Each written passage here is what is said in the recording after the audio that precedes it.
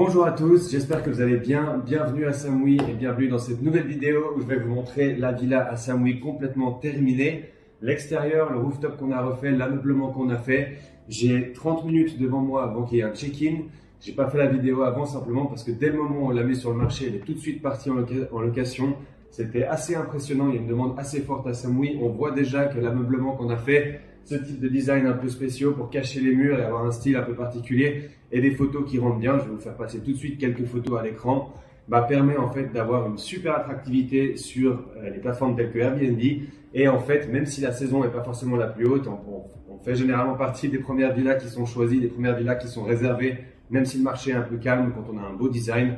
Et donc, on a déjà démarré avec des chiffres qui sont très forts. Je les partagerai volontiers plus tard quand on aura un peu plus de recul au fur et à mesure des mois pour que vous puissiez vous faire une idée de ce que ça rapporte une villa comme ça et quel est le ROI.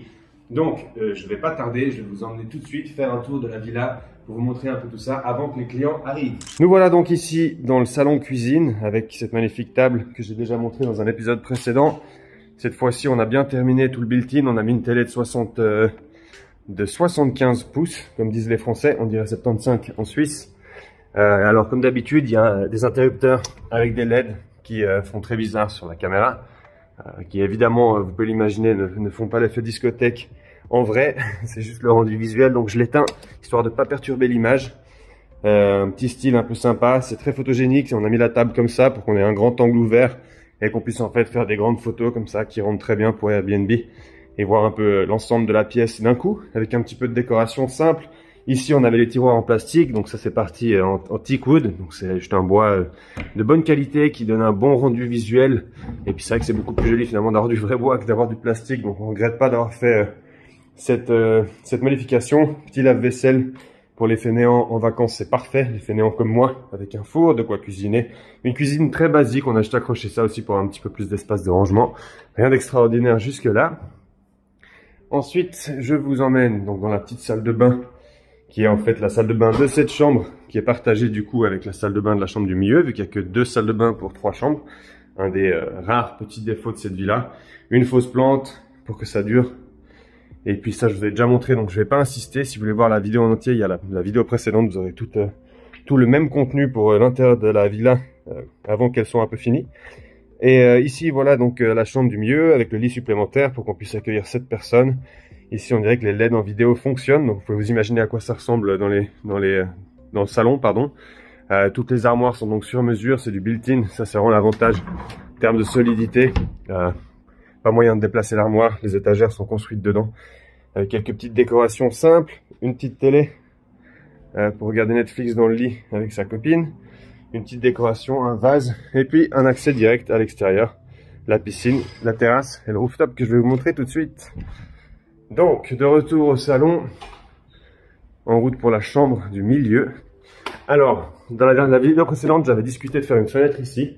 Même si j'ai eu beaucoup de bons conseils et de bons retours de votre part, je vais pas la faire pour l'instant simplement parce que j'ai pas eu le temps. La villa a été terminée juste après que j'ai posté la vidéo et on a dû partir sur Phuket. Et puis, il s'avère que la villa a été louée tout de suite, donc on n'a pas pu envisager de commencer à casser les murs. Donc on a que ces 2 petites fenêtres en haut dans cette chambre, mais visiblement ça n'a pas dérangé qui que ce soit jusqu'à présent. Le lit avec les LED comme d'habitude, ça nous permet quand même de faire des bonnes photos, avec le même type de built-in que dans les autres chambres, une télé. Rien d'extraordinaire ici. On est à Menam, donc c'est vraiment un petit coin tranquille comme vous pouvez le voir. Il n'y a pas de vis-à-vis, surtout pas quand on est en bas. Beaucoup de plantes et un peu la vue sur les montagnes, c'est vraiment très sympa ici.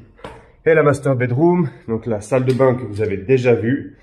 Et puis le lit terminé avec les petits linges préparés d'une manière assez originale de la part de nos femmes de ménage. Alors ça, j'avais encore jamais vu. Et voici la pièce avec pareil, toujours le même bureau, armoire, étagère, un petit pouf pour s'asseoir, un miroir pour les filles. On fait les choses très simples, quand ça fonctionne, on duplique dans toutes les chambres, on se casse pas la tête, on casse pas la tête de nos menuisiers. Et puis c'est parti.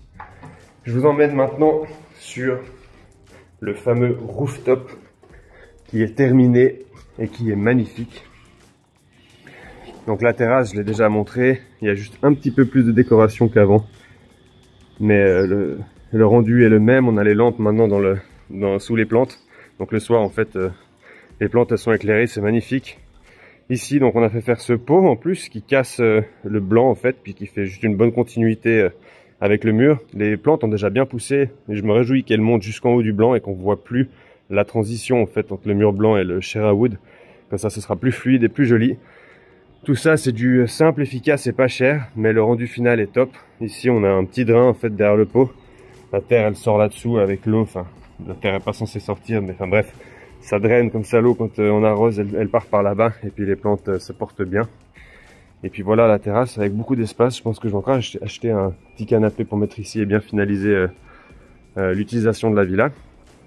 Maintenant, le rooftop. Avec cet escalier étroit. Alors ici en fait il y a la villa d'à côté qui est encore en chantier. Mais du coup on a construit des pots qui font bien tout le tour du rooftop. Et on a mis des plantes ici qui sont assez petites, mais qui vont encore bien pousser jusqu'à ce qu'il y ait absolument plus de vis-à-vis. Je pense qu'on a besoin de quelques mois pour que ça monte juste en dessus de l'arbre. Et puis là, on a aussi mis un pot, et puis on a investi pour un arbre un peu plus cher. Celui-là, simplement pour qu'il soit visible depuis en bas et que sur les photos Airbnb, on voit qu'il y a un rooftop, que les gens le comprennent tout de suite quand ils regardent les photos, parce que c'est quand même un sacré avantage de la villa. Et puis on a fait couvrir nos pots de petites pierres comme ça partout, parce que le rendu final est juste magnifique, que ça fait très très propre. En tout cas moi j'aime beaucoup. Comme d'habitude, vos feedbacks sont les bienvenus. 2 chaises longues pour profiter un peu du soleil, et puis là en fait c'est un tunnel on va dire qui passe par dessous le pot, pour qu'en fait quand il pleuve, vu que toute la terrasse est inclinée, l'eau passe par dessous les pots et termine dans ce drain qui emmène l'eau directement dans le sol, histoire qu'il n'y ait pas d'inondation, parce que sinon les bacs auraient créé une piscine sur le toit. C'était pas l'objectif. Un petit peu de décoration comme d'habitude, ça s'est fait à la main, c'est joli, ça vient de Samui.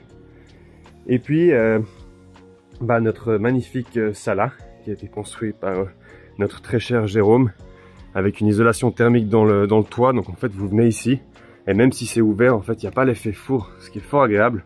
Jérôme nous a aussi fait une façade en Shera avec 2 couches, une devant, une derrière. Et puis en fait il y a de l'espace sur cette couche, il y a aussi de l'espace sur la couche de derrière. Ce qui fait qu'en fait l'air passe à travers mais qu'on voit absolument rien. Et ça casse tout le vis-à-vis qu'il y avait avec les villas d'à côté.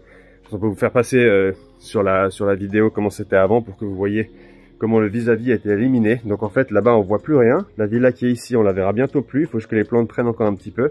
Ça va aller assez vite parce que c'est des plantes qui vont faire 3 mètres chacune. Et puis là devant en fait c'est la route publique. Donc le vis-à-vis on va dire est complètement réglé. On a pris ici des plantes d'intérieur aussi, parce qu'elles sont tout le temps à l'ombre, et puis avec des galets pour bien finaliser le tout. Et puis un grand canapé pour 8, un barbecue électrique pas cher, comme ça si quelqu'un nous l'éclate, et ben on le remplace et c'est pas grave. Et donc voici notre très chère villa à Samui, vidéo un peu plus courte que d'habitude. J'insiste sur le fait que il y a des gens qui vont arriver, d'ailleurs j'entends du bruit en bas, et je me demande si les clients ne sont pas en train d'arriver, donc il faut que je me tire le plus vite possible.